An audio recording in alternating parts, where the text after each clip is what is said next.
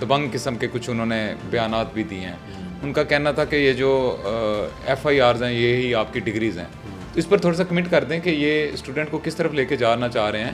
کیا یہ ساری تیاری اسی کے لیے کی جا رہی ہے کہ ایک مرتبہ پھر ہم آئیں گے اسلام آباد؟